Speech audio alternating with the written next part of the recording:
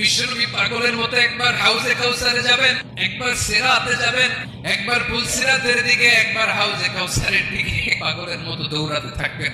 তার কোন গুনাহগার উম্মত যাতে জাহান্নামে ঢুকে না যায়।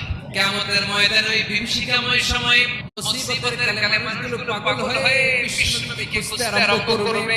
সবাই মিলে বিশ্বনবীর কাছে যেয়ে বলবে, ইয়া রাহমাতাল লিল আলামিন, দেখেন আমাদের কি অবস্থা, কি কঠিন বিপদে আমরা আছি, দাঁড়াতে পারি না, সূর্যের আলো দেখে হয়রান। বিশ্বনবী মাকামে মাহমুদে যে আল্লাহু আকবার বলে সিজদায় লুটিয়ে পড়বেন। বিশ্বনবী এমনভাবে অজর দ্বারায় সিজদায় লুটিয়ে পড়ে কাঁদবেন, রব্বুল আলামিনের রহমতের দরিয়ায় জোশ লেগে যাবে। রব্বুল আলামিন এই দৃশ্য দেখে সহ্য করতে পারবেন না। রব্বুল আলামিন বলবেন, ইয়া মুহাম্মদ ইরফা রাসাক, ও নবী আপনি মাথা তোলেন, আপনার কান্না আমি সহ্য করতে পারি না।